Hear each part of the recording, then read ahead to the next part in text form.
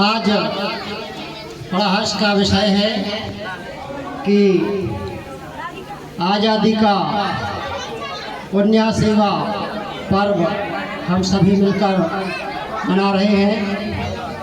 हम बड़े सौभाग्यशाली हैं जिन्होंने बहुत कुछ देख लिया है अपने जीवन में। हमने बहुत कुछ अच्छा देख लिया है, बहुत कुछ बुरा भी देख लिया है।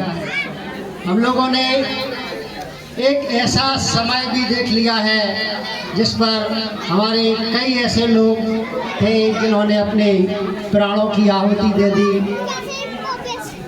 जैसे कि अच्छे को तो कितने नाम गिनाए, कितने हमारे परिवर्तन हमारे जीवन में हो गए हैं, और बुरे की बात कहें तो कोरोना काल एक ऐसा समय आया था जिसमें हम लोगों को बड़ी ही परेशानियां भोगनी पड़ी और कई हमारे जो बीच के लोग थे वो इस दुनिया में आज नहीं हैं। बड़ा अच्छा लगता है कि जब हम पिपराई आते हैं और पिपराई में इस तरीके का मंच सजाया जाता है, वाटरप्रूफ कि अगर पानी भी आ जाए तो कोई दिक्कत नहीं होती। तो और सबसे अच्छी बात हमें यहाँ इस चीज़ की लगती है, क्योंकि हम भी उसी लाइन से हैं कि जो भी कोई बेहतर करता है तो वो सम्मान का पात्र होता है और हमें सम्मान भी देना चाहिए। सबसे पहले तो हम इस पावन पवित्र क्षेत्र रणछोड़ भगवान की पावन पवित्र नगरी पिपराई में इस पंचायत भवन में पधारे हुए सभी अतिथियों, माता बहनों, बच्चों का हार्दिक अभिनंदन वंदन करता हूँ। बड़ी खुशी होती है कि ऐसे कार्यक्रम हमारे बीच में होते रहते हैं और होना भी चाहिए। यदि हम ऐसा नहीं करेंगे तो हमारे जो बच्चे हैं इनके अंदर जो प्रतिभाएं छिपी हैं वो हम बाहर नहीं निकाल सकते। हम अगर प्रतिभा की बात कहें तो आगे हम थोड़े से 10-15 साल पीछे चले जाते हैं तो हमारे पास ऐसा कोई साधन नहीं था कि हम अपनी प्रतिभा को बाहर निकाल पाते।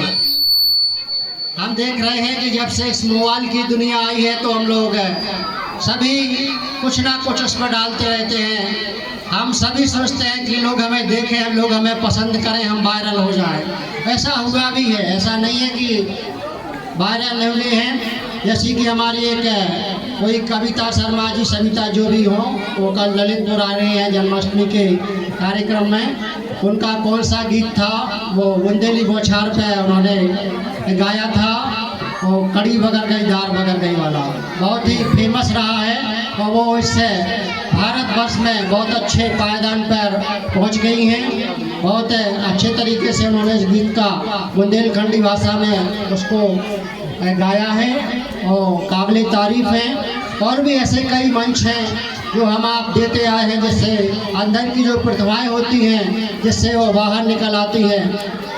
एक वायरल की बात करें तो एक मोनालिसा, सबने देखा होगा। मोनालिसा के अंदर कोई स्पेशली कला नहीं थी, लेकिन ईश्वर ने उन्हें खूबसूरती दी, सिर्फ आँखों की वजह से वो फेमस हो गई। आँखें उनकी ईश्वर ने बहुत खूबसूरत दी, जिनकी वजह से वो आज मुंबई में अपने क्षेत्र का नाम रोशन कर रही हैं। हमारा मतलब कहने का ये है कि अगर हमें हमारे परिवार वालों ने मोबाइल हाथ में दिए हैं तो हमें इसका दुरुपयोग नहीं करना है, हमें इसका सदुपयोग करना है।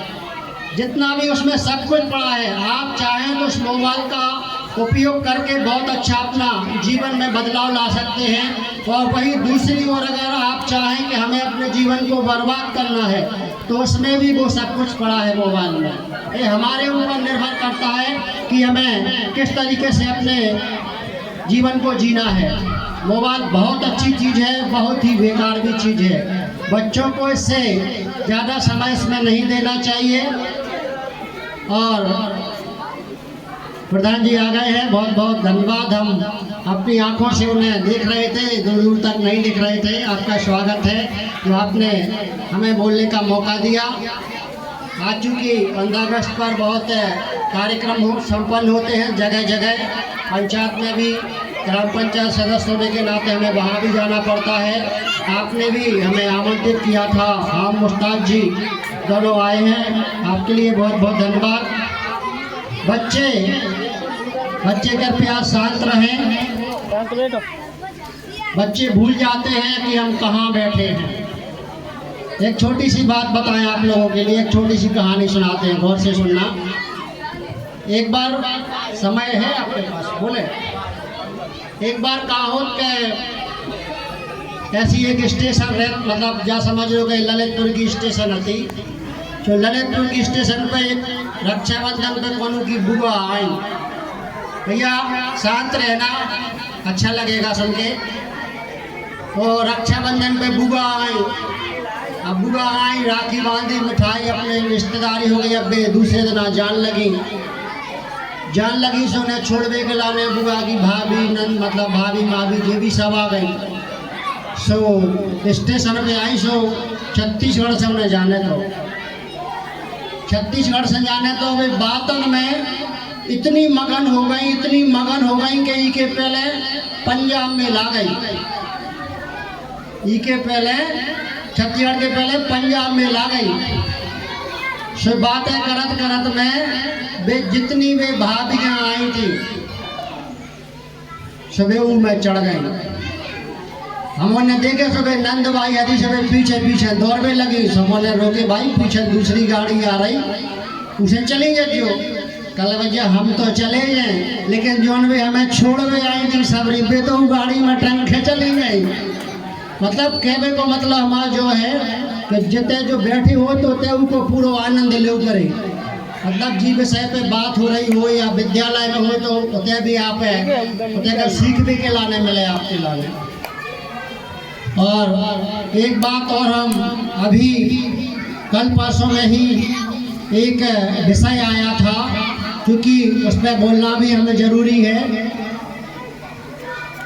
कुछ गलत फहमियाँ हमारे अंदर हो जाती हैं, हमारी पंचायत में हो जाती हैं। क्योंकि देश बहुत बड़ा है, पैसे कमाने के कई माध्यम हैं, कई साधन हैं। हम कई तरीके से पैसा कमा सकते हैं, लेकिन हमारी जो छोटी सोच होती है वो हमें नीचे ले जाती है।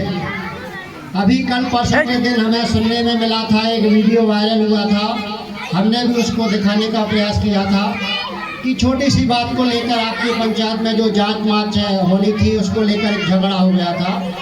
क्योंकि ये नहीं होना चाहिए।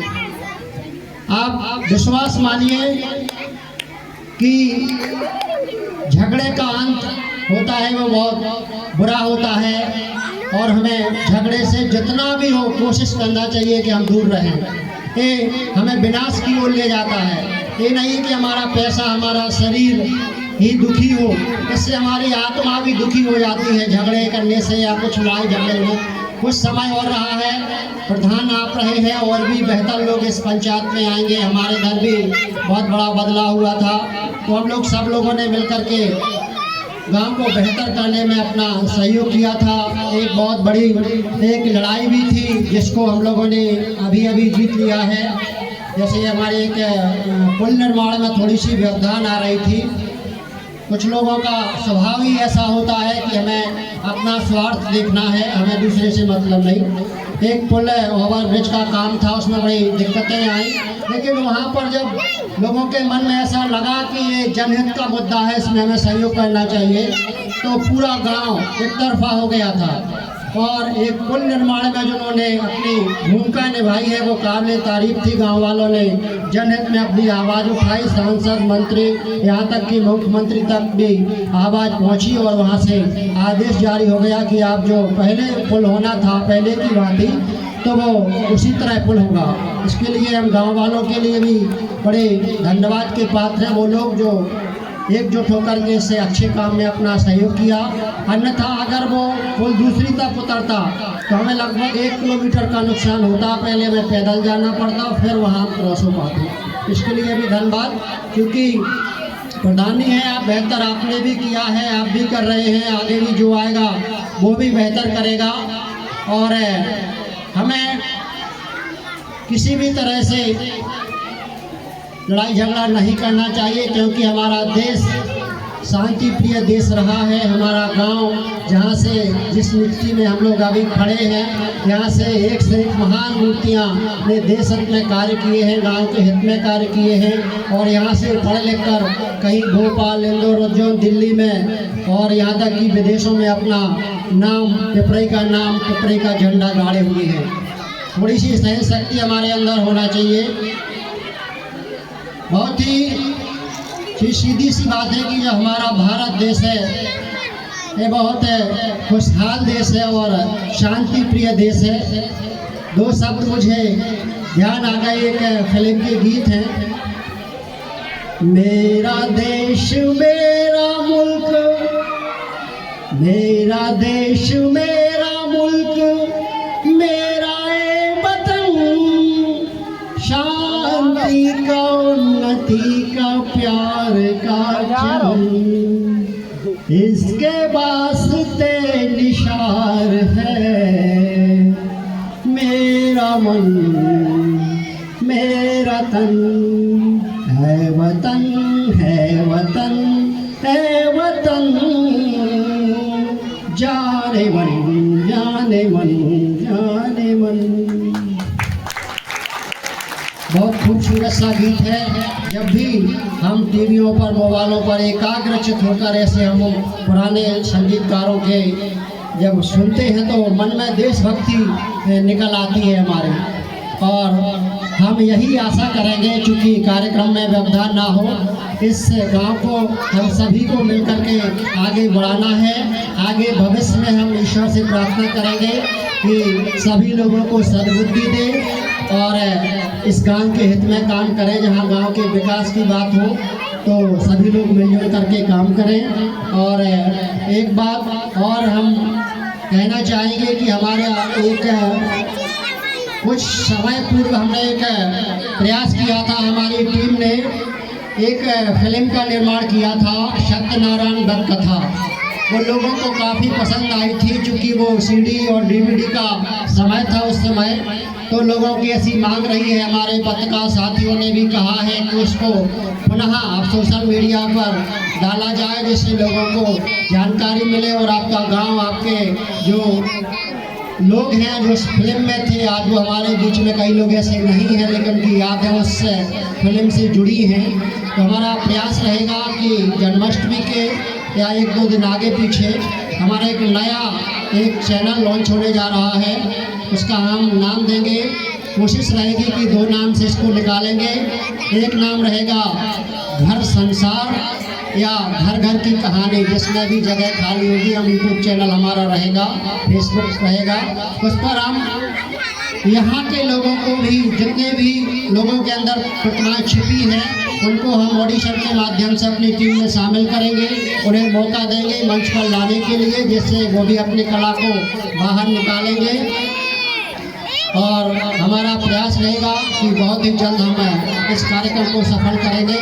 और हमारे बीच में हमारे दौरा के ग्राम प्रधान धीरज सिंह जी का आगमन हो चुका है। इनके स्वागत में एक बार जोरदार तालियां, क्योंकि अब आगे हम समय आपका काफ़ी हो गया है, हम चाहते हैं कि अपनी वाणी को विराम दें और ईश्वर से कामना करते हैं कि इसी प्रकार से हमारे इस गांव में कार्यक्रम संपन्न होते रहे। ग्राम प्रधान जी से भी हम आग्रह करेंगे कि जब आप छोटे पद में थे, आपके पास पद नहीं था, तो आपके पास कोई टेंशन, कोई चिंताएं भी नहीं थी, आप स्वतंत्र थे।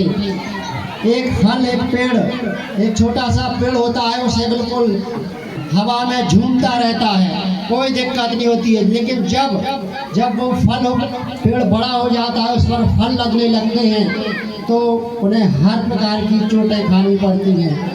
फल लग जाता है तो छोटे छोटे बच्चे, बड़े बूढ़े सब मिल करके उसको पत्थर से चोटिल करते हैं, लेकिन वो पेड़ कभी भी उस फल देने से मना नहीं करता है। इसी प्रकार आपके पास पद है, जितना बड़ा पद होगा आपके पास, उतनी ज़्यादा समस्याएं होगी। तो समस्याओं से हमें कुछ सीखने को मिलता है, तो समस्याओं से आप परेशान ना हो, ईश्वर पर विश्वास करें जितने भी हमारे साथी हैं या सुन रहे हैं हमें, हम उनसे ईश्वर से प्रार्थना करेंगे कि उनके मन में बदलाव आए, वो देश हित में गांव हित में काम करें। यही सब शुभकामनाओं के साथ हम अपनी वाणी को विराम देते हैं। बहुत बहुत धन्यवाद। जय हिंद, जय भारत।